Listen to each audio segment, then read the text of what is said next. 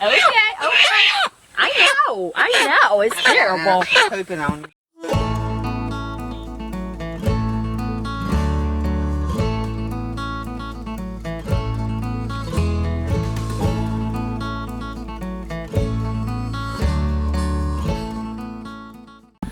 What's going on, everybody? Welcome back to Hidden Oaks Homestead. We got a big day today. We're going up north to Alabama. There's another homesteader YouTube family that we've met.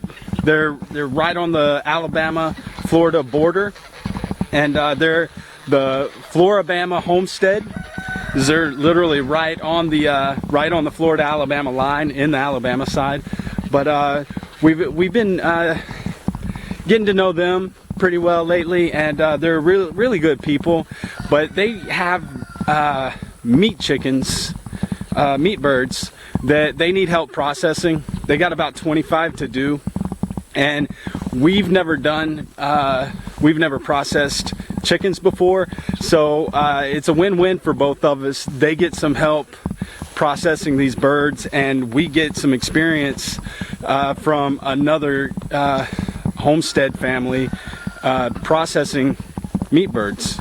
So we're gonna go up there, we're gonna help them out, we're gonna get some experience, and hopefully we'll come home with a little bit of chicken.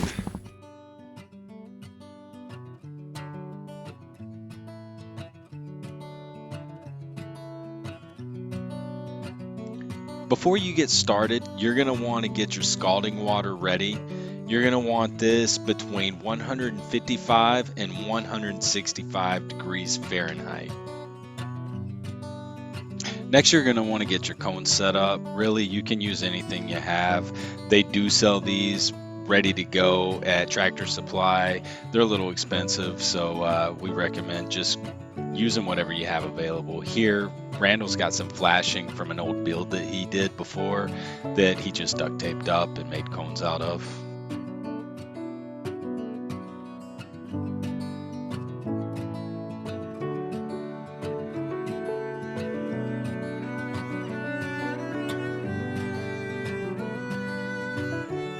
The purpose behind the cones is it really just kind of calms down the chicken.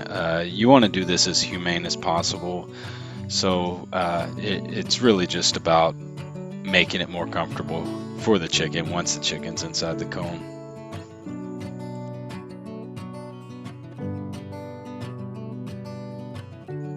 Once in place, take a sharp knife, find the jugular, give him a little slice, and within a couple seconds he'll be out and unconscious.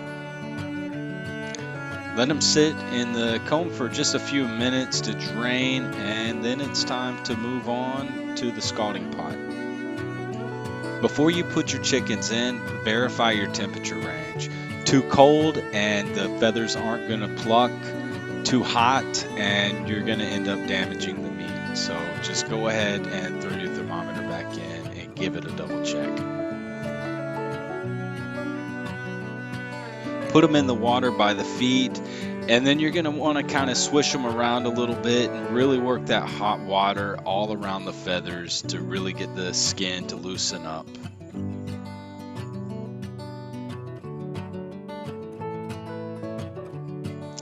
Next, you're on to plucking feathers.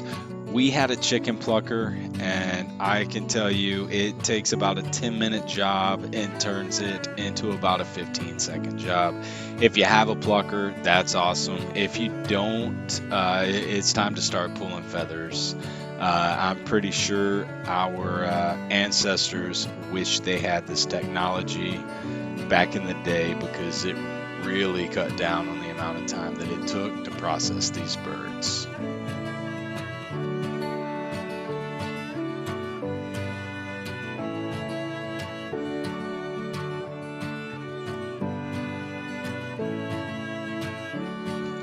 Once all the feathers have been removed, it's on to cutting it up.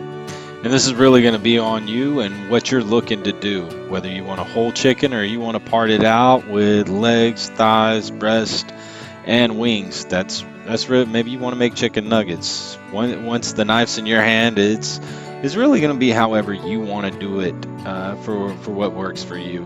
Today we were parting out chickens, and Randall went over all the different ways to cut and the best ways to do it so that you have clean cuts and everything's parted out.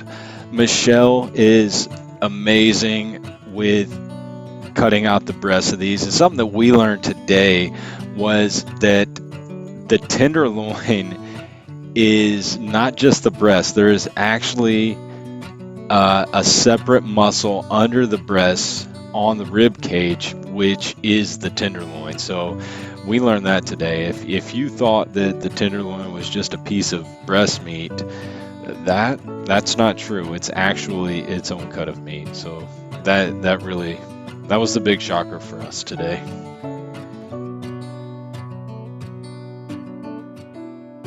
All right, guys, we're going to wrap it up. Big thanks to Randall and Michelle at FloraBamaHomeSteader for letting us come out today and help out with the processing. We learned so much today. We feel confident. We feel comfortable now. We're going to get our own meat birds, and we're going to get going on that because that's just too easy not to be doing on your own.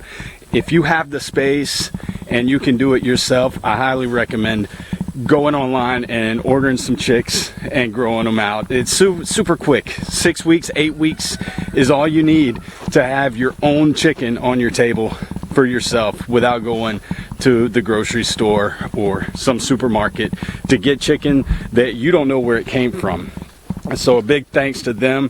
We're going to put a link to their channel, their YouTube channel, down in the description below. Go check them out. They're got so much knowledge, not only with chickens, but when it comes to gardening. They're so much more advanced than we are with gardening. We get a lot of information from them, and you can too if you go to their channel and watch some of their videos. If it's something you're looking for, they got it. So we'll leave a link in the description below to their channel. Again, as always, we appreciate you guys watching our videos. If you can, leave us a comment in the comment section below. Give us a like, and if you're new to the channel, please go ahead and subscribe and ring that notification bell for us. Okay, and we'll see you on the next video.